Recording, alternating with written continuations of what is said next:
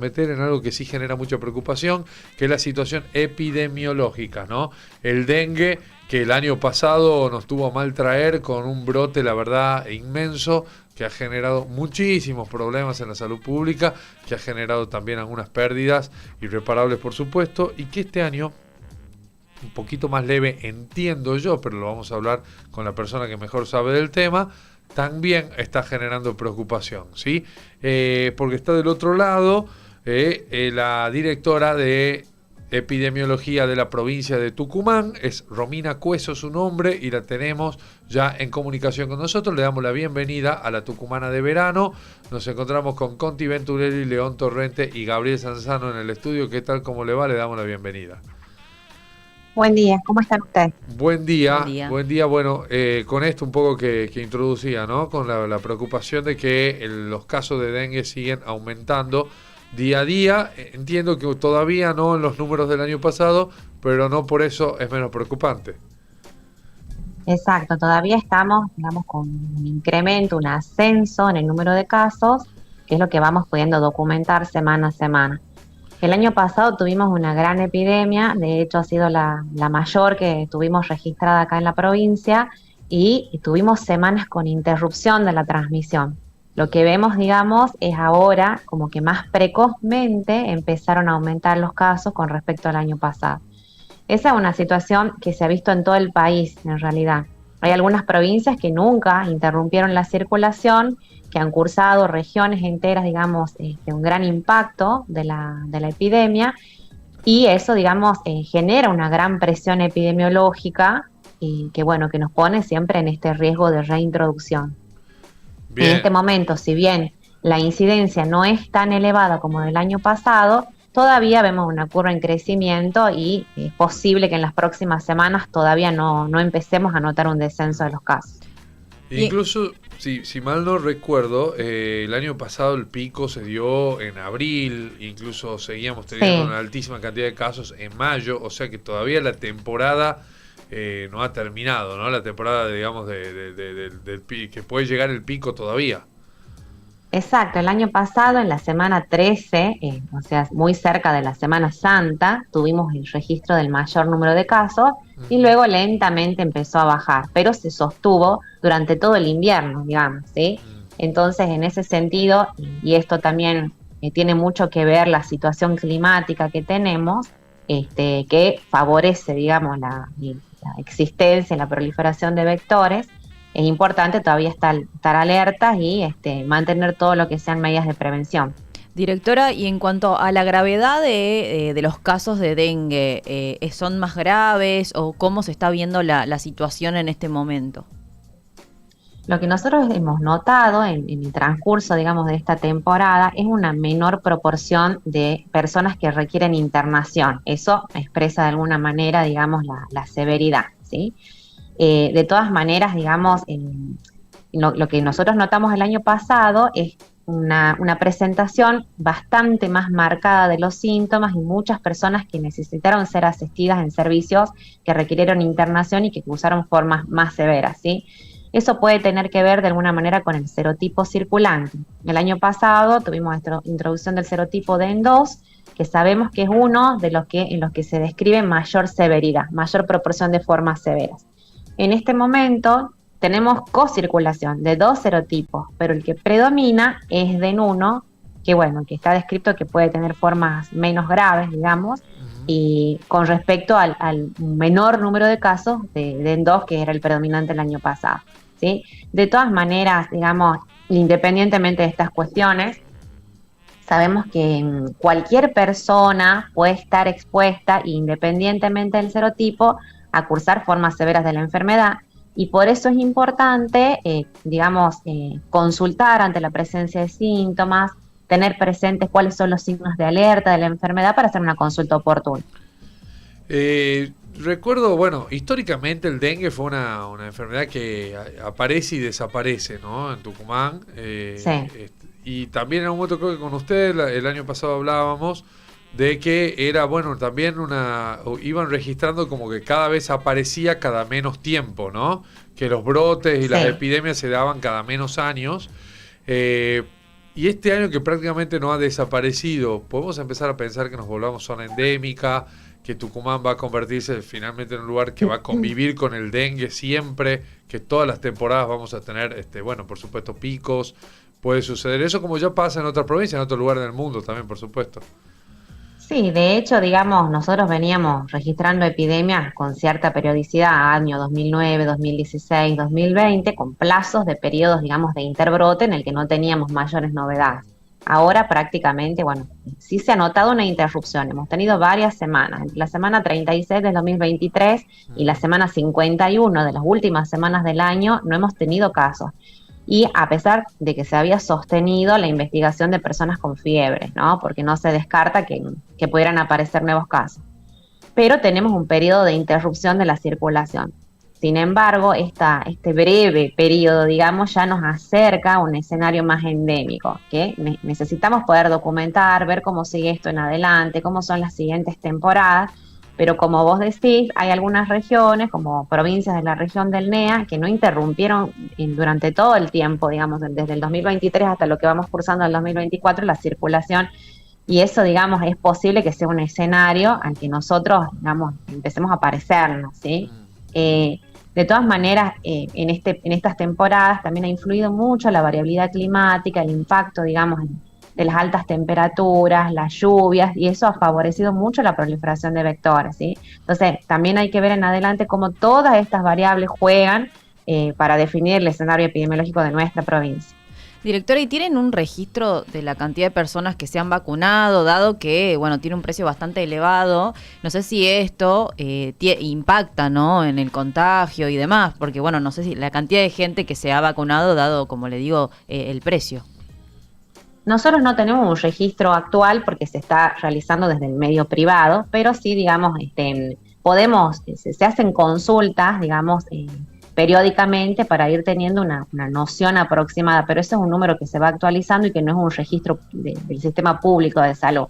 Sin embargo, sí es un antecedente que se considera, porque si bien, digamos, independientemente de que no está, digamos, aún en calendario, sabemos que hay muchas personas que sí decidieron colocarse la vacuna, y entre episodios febriles es importante conocer el antecedente reciente de vacunación, ¿sí? Para definir la conducta, saber si ese episodio febril se puede atribuir a la vacuna o realmente debemos considerar que es un caso sospechoso de dengue y que se tiene que estudiar por laboratorio, ¿sí?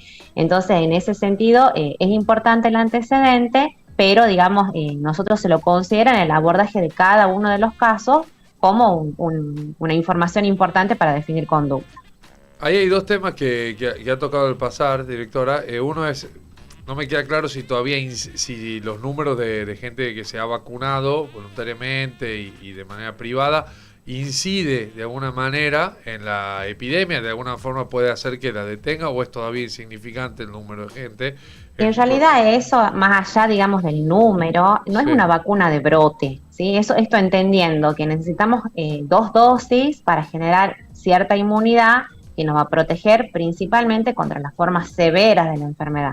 Claro. Es decir, en ese sentido, no incidiría ni frenaría el brote actual, porque muchas personas quizás aún no han completado, digamos, su inmunización, y por otro lado, no nos previene el 100% de contagios de la enfermedad, sino de las formas severas, como en general suele pasar con la mayoría de las vacunas, ¿sí? Lo que buscamos es la protección de los desenlaces más severos.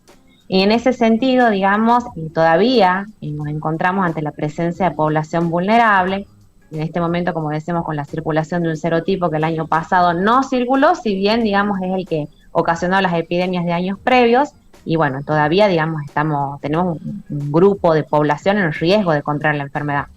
Sí, y más allá de eso, si se han podido también registrar en cómo incide la vacuna misma en las personas vacunadas, si han logrado tener una importante cantidad de personas justamente que se hayan contagiado aún teniendo la vacuna y que hayan notado que los síntomas son más leves, que realmente la vacuna de alguna manera funciona. ¿Si han podido llevar algún registro o todavía es muy pronto para eso? No, todavía ese análisis acá localmente no se ha realizado, se necesita, digamos, de un periodo más largo de tiempo para poder hacer o estimar algún tipo de asociación con respecto a eso.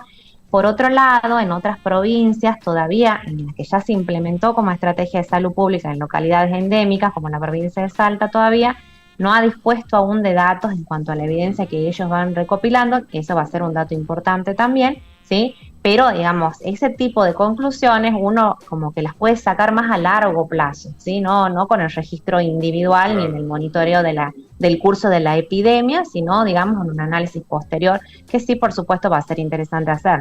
¿Y hay alguna posibilidad que en Tucumán entre en el calendario la vacuna en algún momento? Eso está en discusión por las áreas, digamos, que están a cargo de definir ese tipo de estrategias. De todas maneras, siempre, digamos, se está atento a las publicaciones, a la evidencia, a las definiciones que pueda tener la CONAIN también con respecto a esto. Hasta lo que sabemos, lo que está publicado, las últimas publicaciones del año pasado y demás, digamos, la recomendación más fuerte es para estas zonas que ya tienen documentada la endemicidad, ¿sí? Entonces, en ese sentido, bueno, son cuestiones que todavía entiendo que hay que discutirlas, sí, pero todavía nosotros no hemos tenido ninguna novedad con respecto a eso en cuanto a algo definitivo acá en la provincia. Por supuesto, las recomendaciones de siempre, ¿no, directora? Tratar de evitar, bueno, la acumulación de agua estancada, buscar el descacharreo, el uso de repelentes, lo de siempre para tratar Sí. de evitar el contagio, ¿no?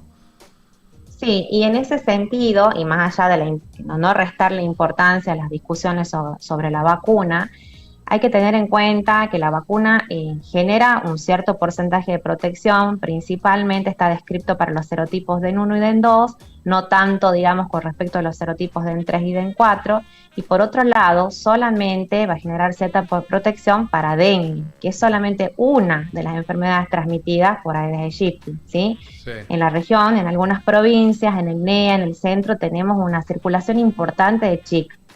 Y bueno, esta vacuna no generaría, digamos, una protección ni una inmunidad contra ese otro tipo de enfermedades virales. Entonces, en ese sentido se vuelve muy importante lo que vos comentás, que es el control ambiental, ¿sí? Porque solamente con el control de criaderos y las medidas de protección para evitar la proliferación del mosquito vector, es que nos vamos a proteger también de las otras enfermedades, ¿sí? Que son el Zika, la chikungunya, ¿alguna más también? Sí, sobre todo en nuestra región Zika y chikungunya, y en este momento más en nuestro país chikungunya, digamos. Claro. Bien, que son otro tipo de enfermedades. Bueno, hay que estar alertas a eso. Hoy en Tucumán tenemos casos. No, y sí se mantiene la vigilancia también, sobre todo en personas que tienen antecedentes de haber viajado o haberse, digamos, estado recientemente visitando lugares que sabemos que tienen circulación. Aprovecho para preguntarle y cambiarle de enfermedad, ¿no? Ya que usted está en epidemiología. ¿Cómo está la situación COVID hoy en Tucumán? Bueno, la situación COVID en Tucumán hemos transitado algunas semanas con aumento de la positividad, con aumento del número de casos, entendiendo que esto comparativamente con los momentos epidémicos fue mucho menor. Sin embargo, hubo, digamos, un aumento de circulación, pero en las últimas semanas se está notando un descenso, o también una disminución en la positividad de los test, que a la semana cerrada ha sido de un 16%, y eso también un poco viene replicando la situación nacional, que también se notó un pico en la circulación nacional y ahora se mantiene en descenso. De ser el virus predominante en la vigilancia durante varias semanas, ahora, digamos, ha descendido el porcentaje de positividad y empiezan a aparecer otros virus respiratorios, sí, que también es importante prevenir y se previenen de la misma forma, como por ejemplo rinovirus, influenza y otros que van a empezar a ser más protagonistas, sobre todo en los meses de mayor frío.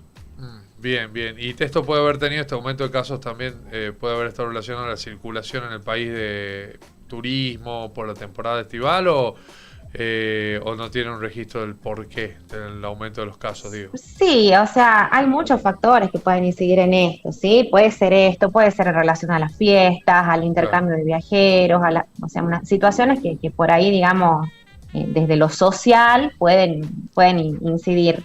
Algo importante con respecto a COVID es que esa sí es una vacuna que tenemos en calendario y que si bien, como decíamos, como otras vacunas no previene al 100% de enfermar, sí ha bajado mucho, digamos, el porcentaje de personas expuestas a formas graves o a morir, ¿sí? Entonces, en ese sentido también reforzar que está disponible, que las personas pueden, digamos, acceder a manuales, ¿sí? Para tenerlo presente también. Directora, y en cuanto a las recomendaciones del COVID, hoy en día también se hacen las mismas recomendaciones que tiempo atrás, digo, el tema del aislamiento o, bueno, del barbijo y todas estas recomendaciones.